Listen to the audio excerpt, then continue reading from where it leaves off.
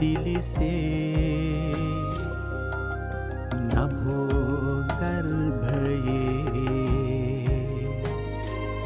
සිව්දිකින් වඩින මහා සංඝ සයුරේ රශ්මියයි මෙලෙස පැතිරී යන්නේ දෙව් සිරින් මහසෑයේ අහස් තලේ සක් බෙර නත දසතම පැතිරෙන්නේ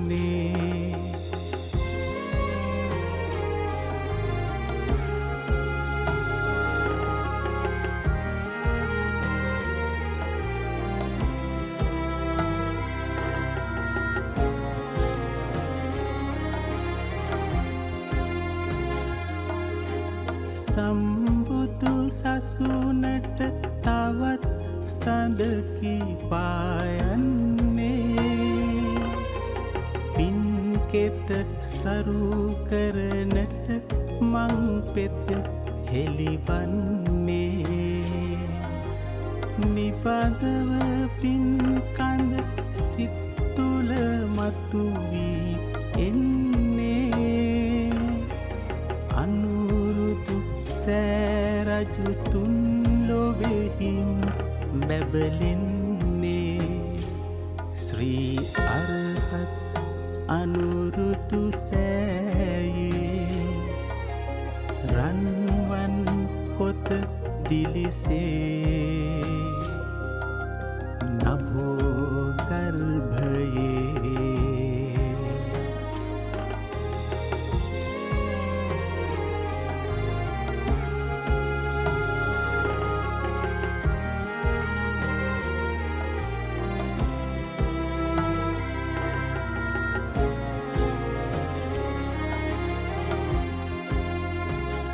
My homage to the gem of the Supreme Buddha. The Buddha is my refuge every day. May my homage to the gem of the Supreme Dhamma. The Dhamma is my refuge every day. May my homage to the gem of the Supreme Sangha. The Sangha is my refuge every day. May my homage to the Supreme Triple Gem. The Triple Gem is my refuge every day. Sadhu, sadhu, sadhu. Honor to the Supreme Buddha, the Blessed One.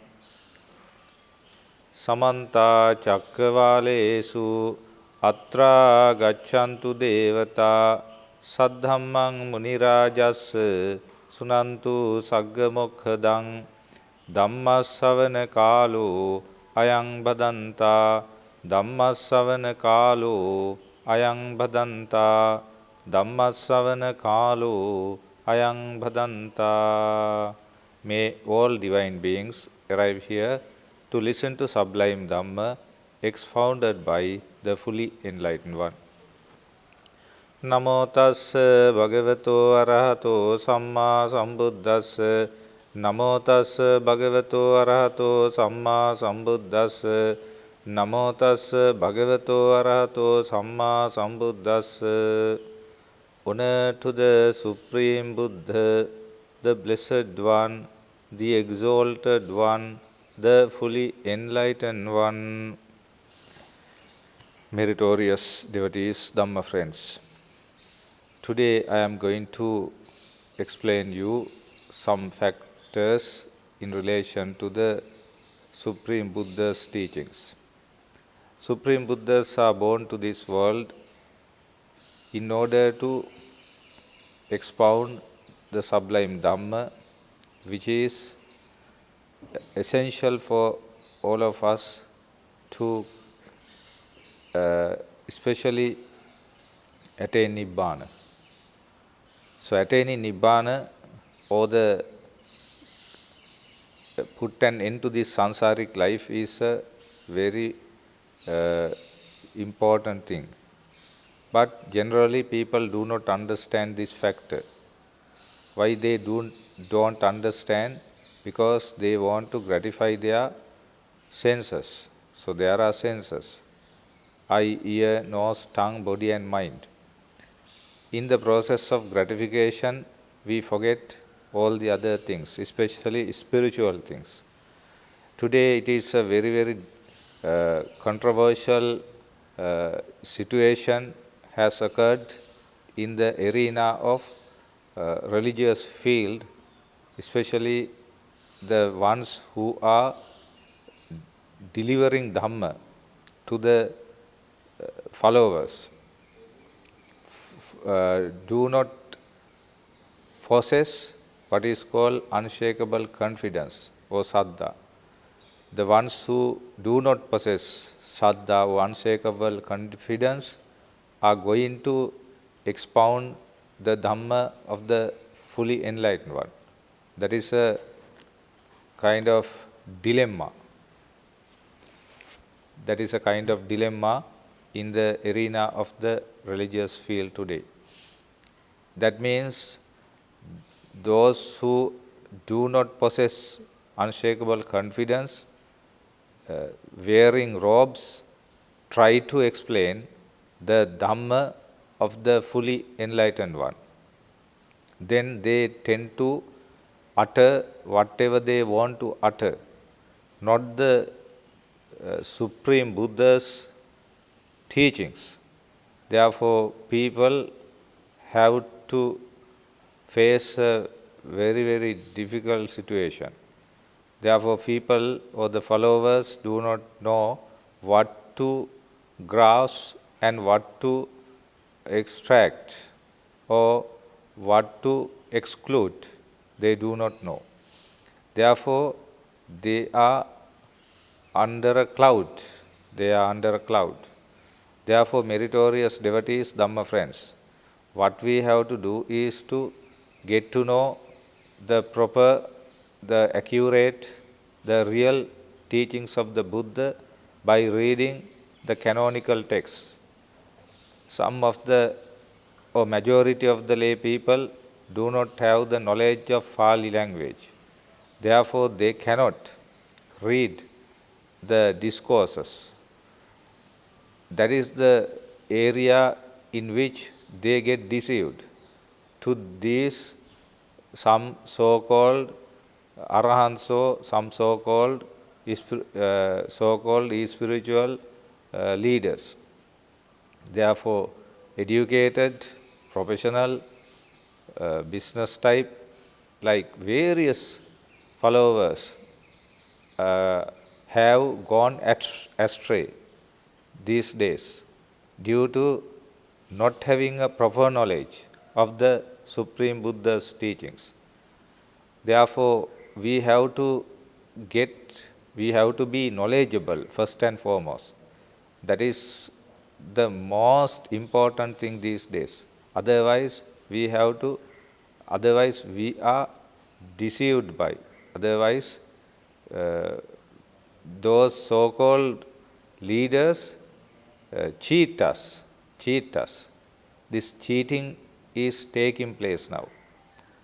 Therefore, what we have to do is to understand, we have to read, we have to study the Dhamma of the fully enlightened one. So, fully enlightened one has explicated 17,705 discourses. 17,705 discourses.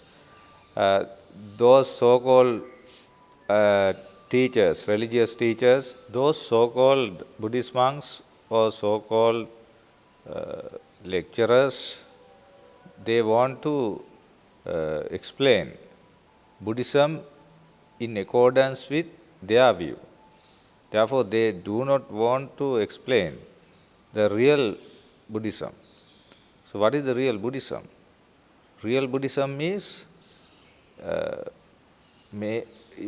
consists of 3 signata, triple gem, 4 noble truths, noble eightfold path, 5 aggregates of clinging, and all these should be included into real Buddhism. Now, some argue out, if we are going to follow these factors, the economy of a country go down, the political situation go down, and there is no kind of development in the society. If we practice real Buddhism, and if we explain the real Buddhism to the lay people, they all come to the sasana or dispensation, then the country become bankrupt. So like that, there are some negative or negativity in those people. So then we have to pay attention on the time period of the Supreme Buddha. The Supreme Buddha started teaching Dhamma at a time when the flourishing period of India, and there were counts like Anathapindika, and there were some princes like Vishaka, Bandula Mallika, and King Bimbisara, King Kosala. Now all these were there at that time. So Buddha explained them not only what is called this secular type of ideology. Buddha explicated to them how to put an end to this sansaric life, about these three signata, what is called impermanence, anicca, and suffering or unsatisfactoriness, dukkha, or anatta or soullessness or unsubstantiality. Buddhas are born to this world not to praise the existence, not to praise going in the samsara again and again. Buddhas are born to this world to ask the people, to ask the followers to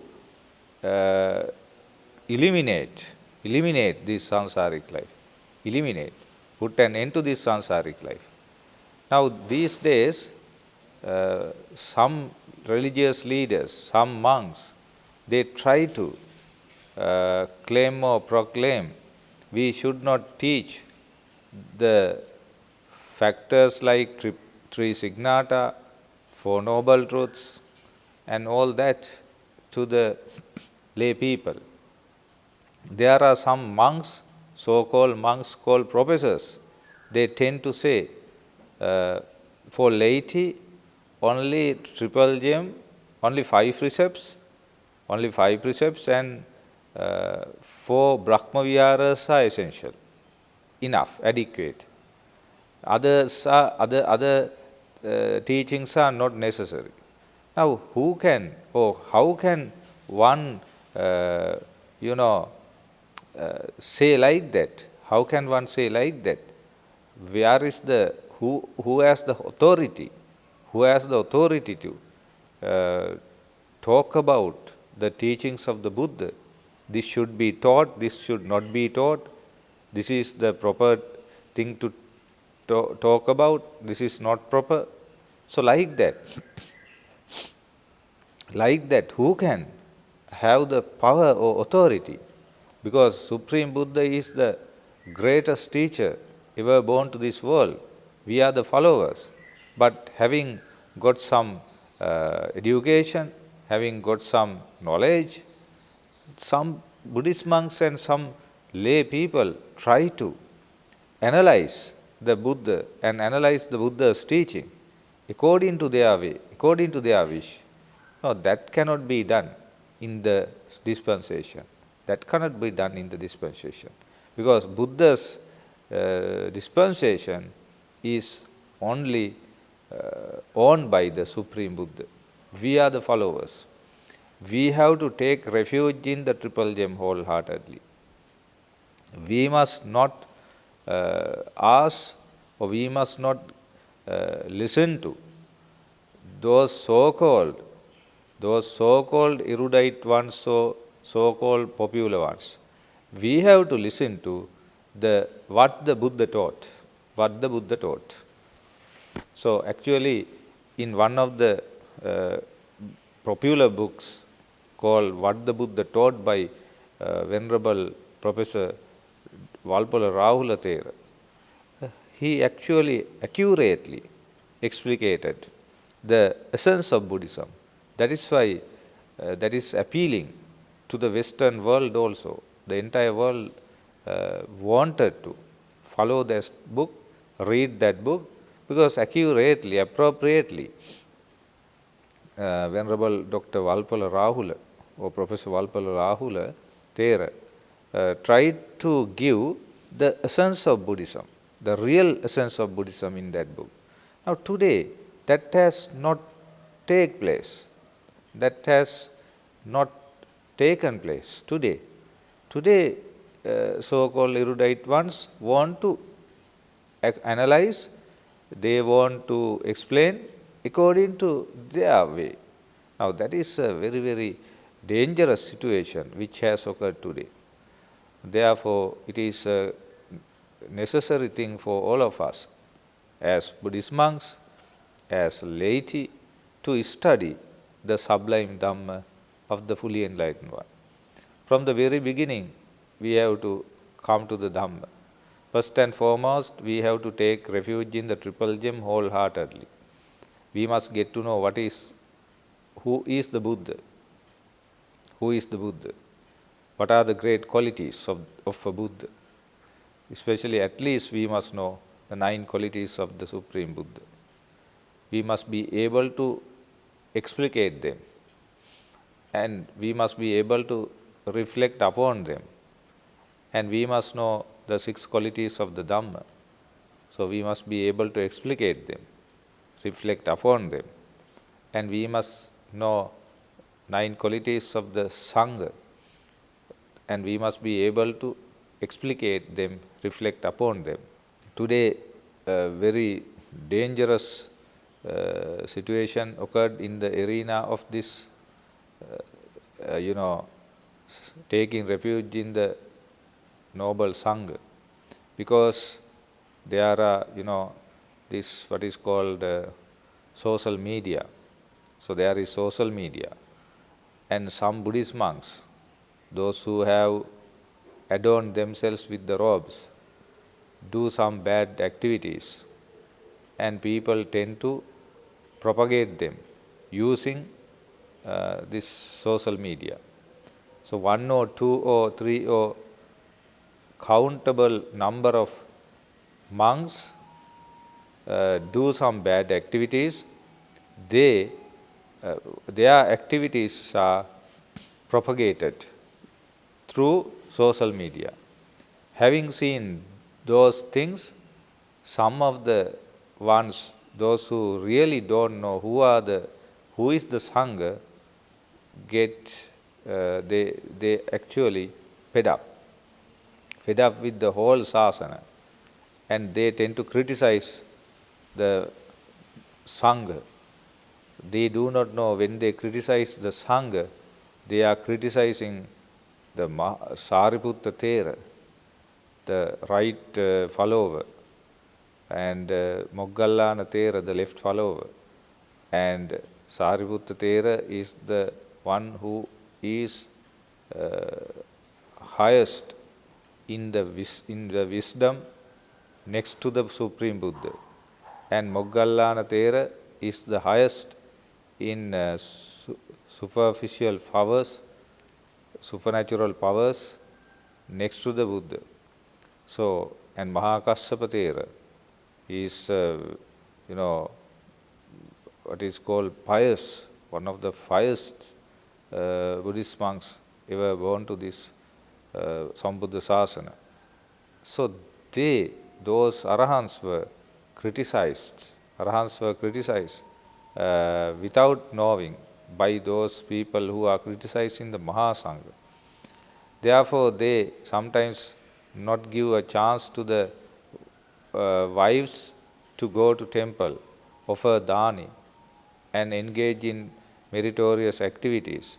So that is a real danger which has occurred to this dispensation these days. That is why we must get to know what is the Supreme Buddha, or who is the Supreme Buddha, what are the 9 qualities of the Supreme Buddha, what is the Dhamma, and who is the Sangha, this field of merits, And all these things we must get to know. And another important factor that I wanted to emphasize is, now we are trying to gratify our senses and go in the samsara without any fear. That means people do not have fear to this dangerous samsara. So we do not know, majority of the followers do not know that we have been born in the samsara for millions and trillions of eons, copper. In that process, we were in the hell, millions and trillions of years. We were in the animal plane, millions and trillions of years. We were in the ghost plane, millions and trillions of years. And asura plane, millions and trillions of eons. This time only, this very limited period that we have come to this human world. So this opportunity, this very golden opportunity is there for us for a very, very limited time, very limited time. This is spent at a flash. This is spent in a flash. Therefore, very, very quickly, this time passed. So what we have to do is to try to accumulate merits as much as possible. Accumulate merits as much as possible. So we must not give proper or kind of important place to the body. We have to give the important place to the mind. Now generally people tend to nourish body rather than mind.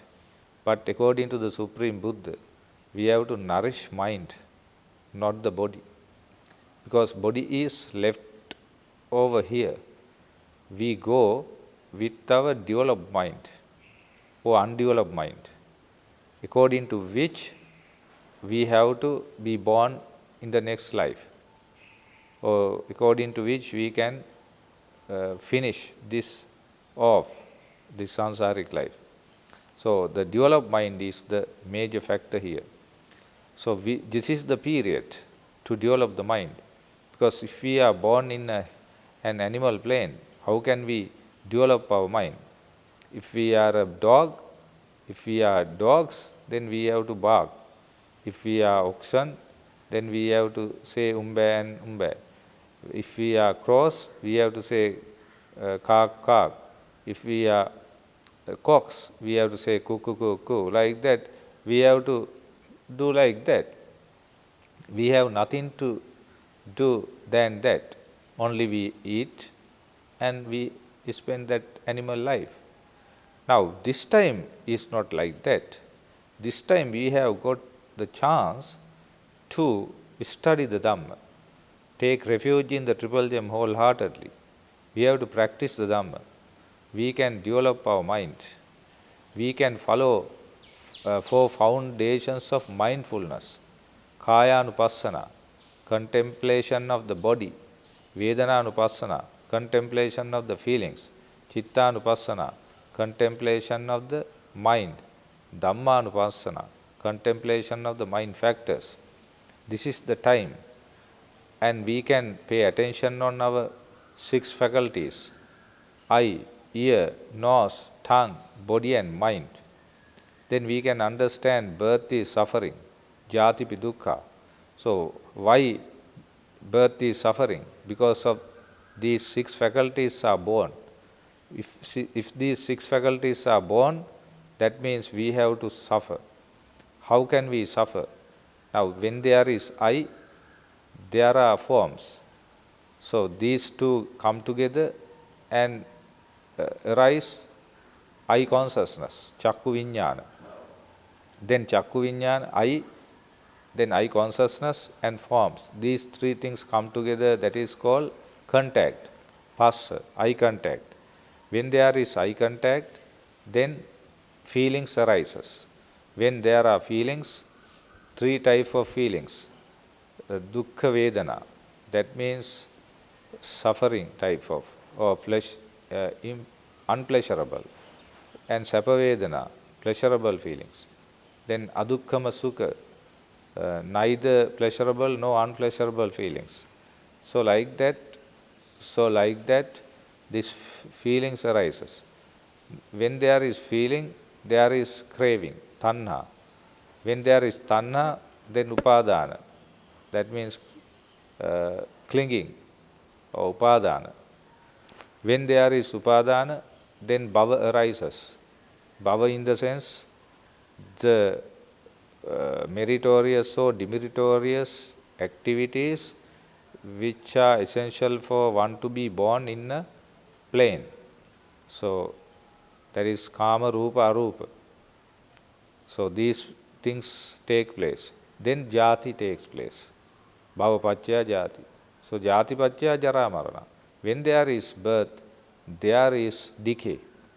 And marana, death, soka, sorrow, parideva, lamentation, dukkha, that means suffering, domanas, mental suffering, upayas, like that various the kind of amalgamation of all suffering takes place due to this paticca samuppada.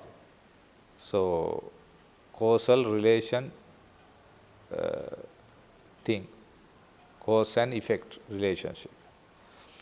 So we must know these things. We must understand these teachings of the Buddha, and then we can end this samsaric life. Otherwise we cannot do it. So, but some, I mentioned, some religious leaders want to emphasize to the laity only secular development, only secular type of development. They emphasize, you must study, you must have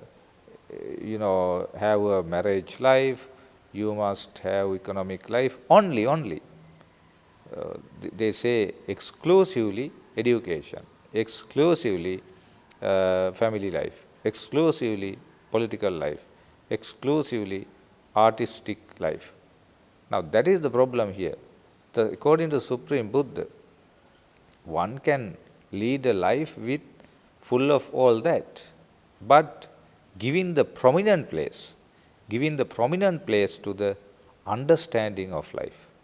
Understanding of life, because we in the samsara, for eons and eons of time, we have done all the things. We have studied, we have got married, we have brought up children, we have earned money. So we did all that. We maintain bodies. How many bodies that we maintain? Now this time also doing the same thing. Are we going to do the same thing this time also? Or are we going to practice Dhamma and we put some end to this going in the samsara? So that is the question that we have to ask from ourselves this time. So therefore, meritorious devotees, this is a very golden, very golden opportunity that you have got this time to ask that question and train yourself accordingly using this sublime Dhamma. So in order to do so, first and foremost, triple gem, you have to take refuge in the triple gem. Wholeheartedly is the first and foremostly that we have to do. Secondly, we have to accumulate merits. That means we have to offer things, dana, we have to practice sila, and we have to practice meditation, mental culture. And then we have to, especially first and foremost, we must have unshakable confidence, saddha, and through saddha, we have to reach wisdom, panya. So panya is the highest thing in the world. Because of lack of panya, that we have to go in the samsara again and again. Those who have fulfilled, those who have completed panya have attained nibbana. As long as we do not possess the kind of panya, we are still in the samsara.